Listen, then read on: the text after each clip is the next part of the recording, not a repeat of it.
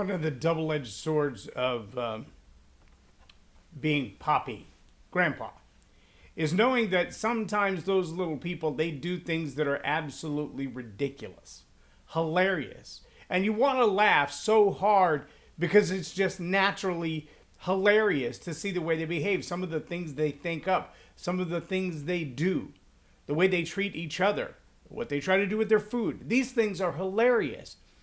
But it's easy sometimes to get caught up in that moment of hilarity, and you want to laugh, but you also know that if you laugh, it encourages the same behavior. And so simply by paying attention to it, you cause it to happen again. And if you knew it was ridiculous in the first place, but you laughed, then you're causing that same ridiculousness to happen again. That's the double-edged sword of being a Poppy, Grandpa. And I think it's the same double-edged sword for a lot of parents who realize their young people are doing ridiculous things and they need to squelch that behavior, but it's hard to do when you're entertained by it. And so it is with the masses, especially in America, but I'm afraid all around the world as well. Entertainment has been said to be the opiate of the masses, and we have an unbelievable addiction to it right now in this world. That's what I want to talk about today on Leading Leaders.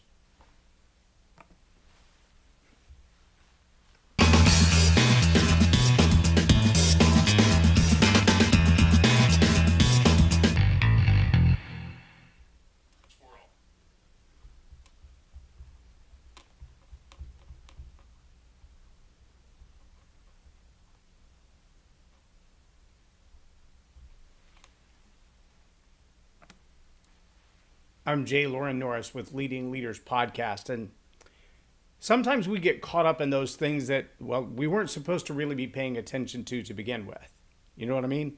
We weren't supposed to be watching that happen. I find myself observing videos, and I don't want to say studying, but studying really is what I'm doing.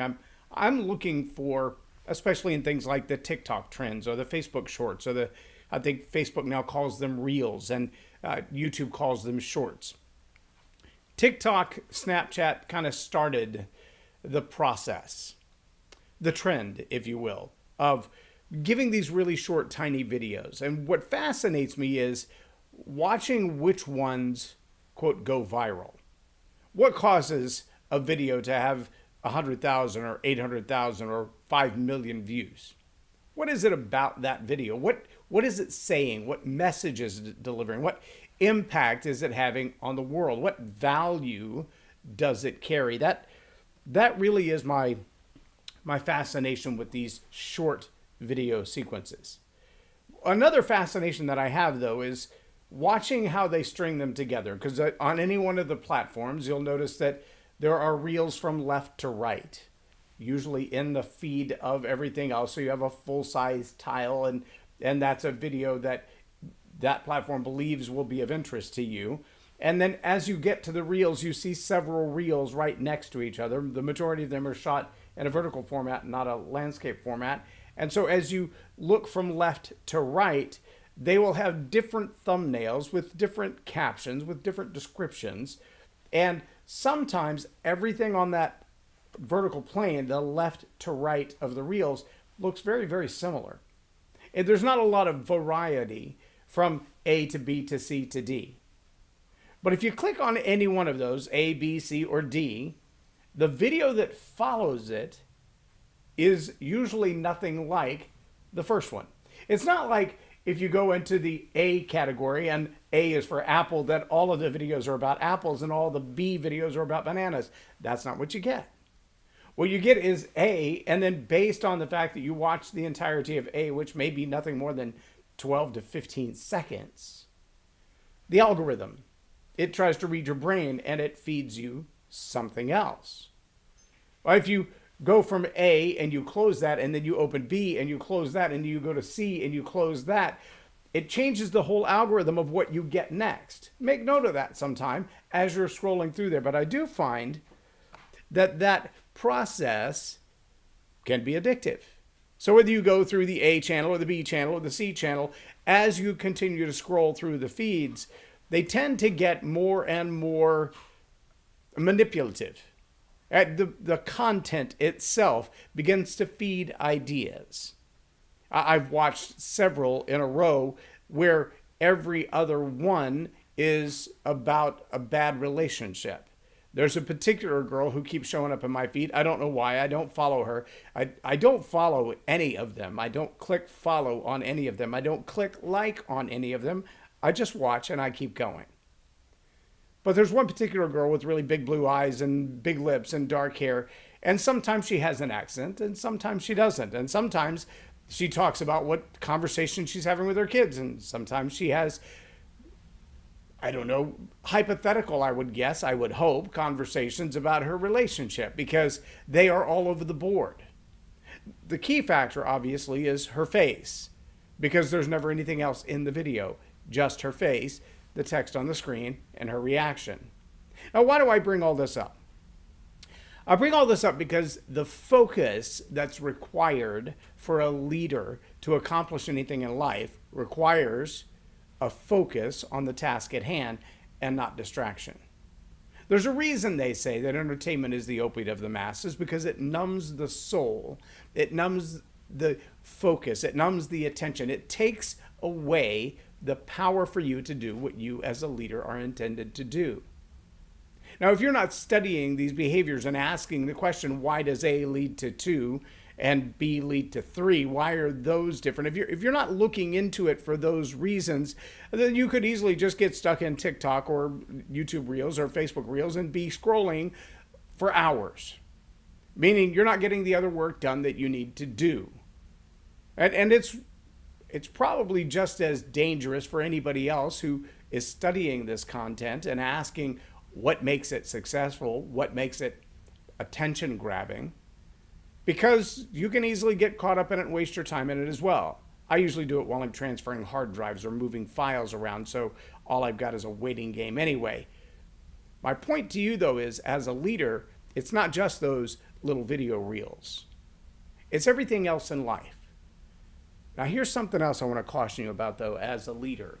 In the same way that you have that double-edged sword as Poppy, as Mom and Dad, as Grandpa and Grandma, or Nani and Poppy, whatever you're called, you have that double-edged sword that, while it's entertaining, you want to be engaged in what's entertaining, but you also realize that by watching it, you're promoting it. Yep. People do what people see, and you always get more of what you pay attention to. So if they see you, and when I say they, I mean the little toddlers or the media creators, the Hollywood movie makers. If they see that you're watching a movie, they're going to make a lot more movies like that, even if you're only watching out of morbid curiosity. Tell me you've never been stuck watching a video that is a train wreck, literally. I watched a whole series the other day. I got stuck in one of those reels, and it seemed odd that everything in the sequence of that algorithm was taking me to car crashes or to train crashes or automobile airplane crashes, or the whole list. It was just crashes. I didn't search crashes in the top bar. It was just that from one feed to the next, it was all about crashes. We see the same thing in relationships, though. We see the same thing in Hollywood. We see the same thing in politics. If it gets your attention, they're going to do more of it.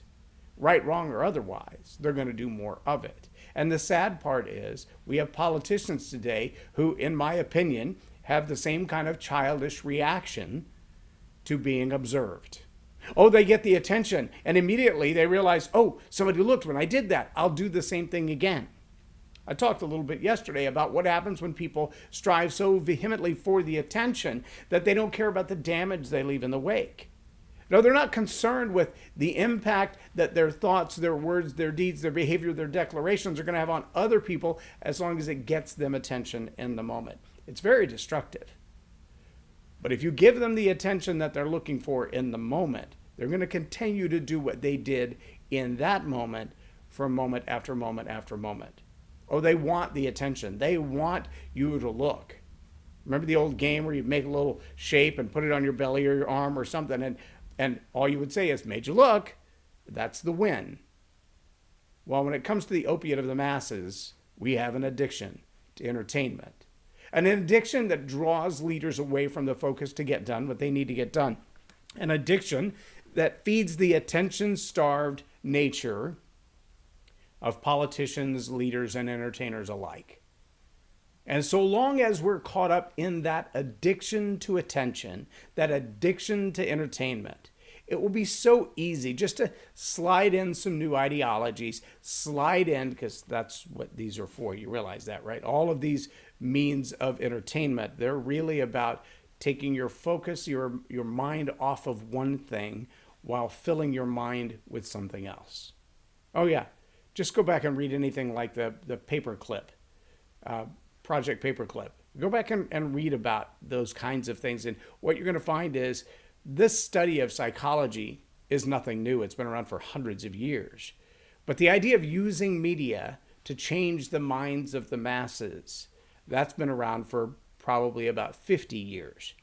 And the effective use of it, The Matrix is a good example of how effective that distraction and that opiate can be. I want to challenge you as leaders. If you find yourself so caught up in entertainment or anything that grabs your attention, that it diverts your attention from the things that you're supposed to be doing, that you're called to do. And I don't just mean the daily tasks. I mean your mission on earth. If you're caught up in the entertainment in such a degree that you have forgotten you're here for a purpose, it may be time to break that addiction for a while. It may be time to unplug and step back and ask yourself, why does that thing grab my attention in the first place? Leaders really can't afford to lose the focus on their calling just because the masses have. I'm Loren Norris with Leading Leaders Podcast for Tell It Like It Is TV. Have a blessed day.